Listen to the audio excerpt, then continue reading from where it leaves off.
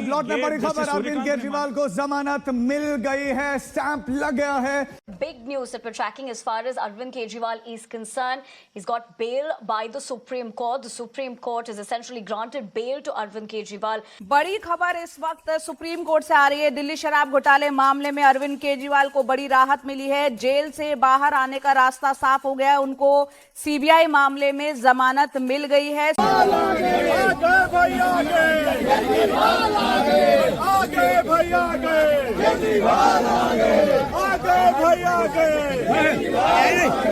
ये बात तय हो गई है कि सीबीआई पिंजरे का तोता है और ये तोता किसके कहने पर चहकता है, फुदकता है और नाचता है, बताने की जरूरत नहीं है। और ये बात कोई विपक्ष का नेता नहीं बोल रहा है, हमारी तरह का कोई पत्रकार नहीं बोल रहा, खुद सुप्रीम कोर्ट ने टिप्पणी की है। दिल्ली शराब नीति मामले में केजरीवाल को जमानत देते हुए सुप्रीम कोर्ट ने कहा कि पिंजरे के तोते वाली छवि से बाहर आए सीबीआई। 177 दिन के बाद जेल से बाहर आए केजरीवाल। आखिरकार दिल्ली शराब नीति से जुड़े सीबीआई केस में मुख्यमंत्री अरविंद केजरीवाल को 13 सितंबर को जमानत मिल गई है। जस्टिस सूर्यकांत और जस्टिस उज्जवल की बेंच केजरीवाल की जमानत पर एक मत थी। उसने जमानत देते हुए कहा कि ईडी मामले में जमानत मिलने के बावजूद केजरीवाल को जेल में रखना न्याय का मजाक उड़ाना है। गिरफ्तारी की ताकत का इस्तेमाल बहुत सोच समझकर किया जाना चाहिए। जस्टिस उज्जवल भुइया ने अपने आदेश में सीबीआई को लेकर दो बेहद सख्त टिप्पणियां की हैं।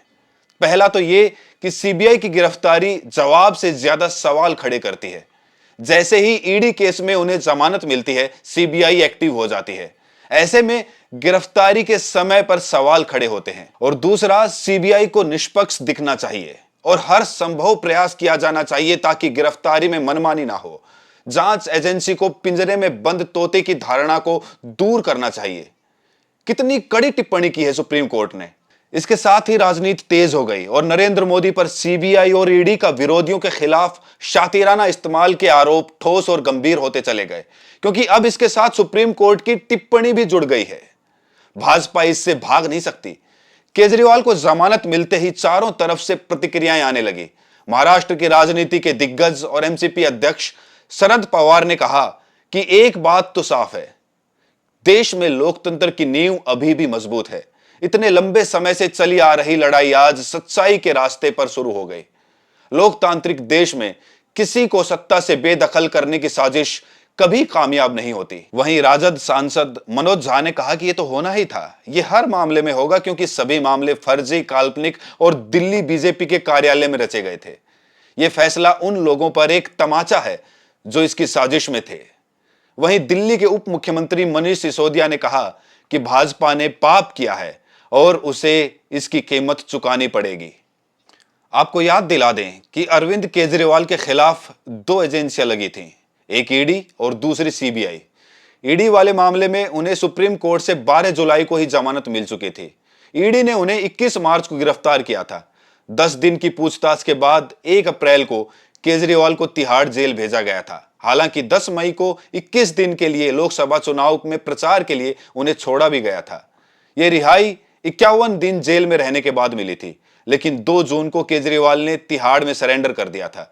बाद में जब लगने लगा कि केजरीवाल की नियमित जमानत तय है, तो 26 जून को केजरीवाल ने उन्हें जेल से ही अपनी हिरासत में ले लिया था। केजरीवाल के वकील अभिषेक मनु सिंघवी ने इसे इंश्योरेंस अरेस्ट कहा था।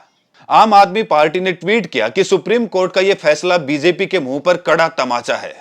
कोर्ट ने साफ कहा है कि केंद्र ने जांच एजेंसियों को तोता बनाकर रखा हुआ है। कोर्ट के इस फैसले ने संदेश दिया है कि इस देश में किसी तानाशाह की नहीं बल्कि संविधान की चलेगी, और अगर कोई तानाशाही चलाएगा तो देश का संविधान आम आदमी की रक्षा करेगा।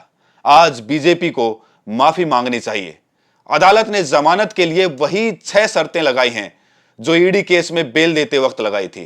पहला, अरविंद केजरीवाल मुख्यमंत्री कार्यालय नहीं जा सकते मुख्यमंत्री होने के बावजूद। दूसरा, अरविंद केजरीवाल किसी भी सरकारी फाइल पर साइन नहीं कर सकते। तीसरा, केस से जुड़ा कोई भी सार्वजनिक बयान नहीं दे सकते। चौथा, 10 लाख का बेल बॉन्ड भरेंगे। पांचवा, जांच में बाधा डालने या गवाहों को प्रभावित करने की कोशिश नहीं करेंगे। और छठा, जरूरत पड़ने पर ट्रायल कोर्ट में पेश होंगे, जांच में सहयोग करेंगे। भाजपा ने इस पर चुटकी लेते हुए कहा कि जो आदेश पारित हुआ है उसमें भ्रष्टाचारी अरविंद केजरीवाल को सशर्त जमानत मिली है। जेल वाला सीएम अब बेल वाला सीएम बन गया है। अब अरविंद केजरीवाल को चाहिए कि वो अपने पद से इस्तीफा दे दें। लेकिन सवाल है कि अब आगे क्या? ये तो राजनीतिक टिप्पणी हो गई। देखिए, हरियाणा का विधानसभा चुनाव जोर पकड़ चुका है। यहां सभी 90 सीटों पर एक ही फेज में 5 अक्टूबर को वोटिंग होने वाली है।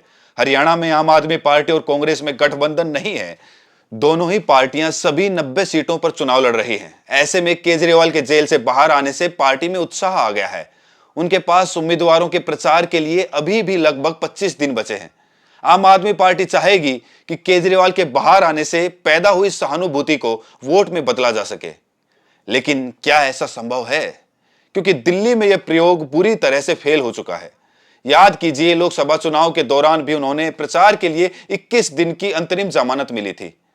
और दिल्ली में तो कांग्रेस और आम आदमी पार्टी का गठबंधन भी था। लेकिन लगातार तीसरी बार दिल्ली की 7 की 7 सीटें भाजपा जीत गई। और दिल्ली ही नहीं, आम आदमी पार्टी ने 5 राज्यों की 22 सीटों पर लोकसभा का चुनाव लड़ा था।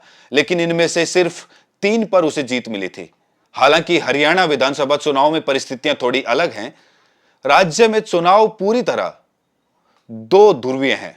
भाजपा बनाम कांग्रेस, दुष्यंत चौटाला और चंद्रशेखर आजाद ने मिलकर अलग से उम्मीदवार उतारे हैं।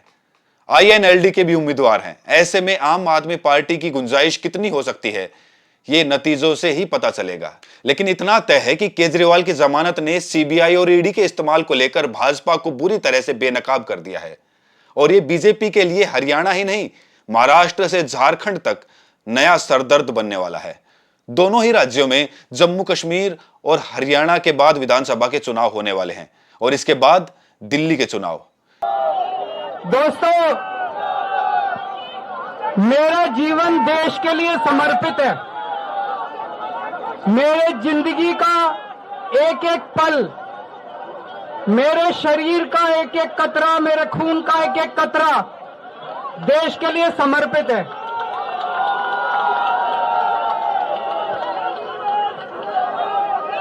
मैंने जिंदगी में बहुत संघर्ष किया है, बहुत बड़े बड़े संघर्ष किए, जिंदगी में बहुत मुसीबतें झेली हैं। मेरी ताकत 100 गुना ज्यादा बढ़ गई है। इनकी जेल की मोटी मोटी दीवारें, इनकी जेल की सलाखें केजरीवाल के हौसले को कमजोर नहीं कर सकती। इस वीडियो में इतना ही। अगर आपने चैनल को सब्सक्राइब नहीं किया है तो सब्सक्राइब करें और नोटिफिकेशन बेल को प्रेस करें। तो मिलते हैं अगली वीडियो में, तब तक के लिए अपना ख्याल रखें।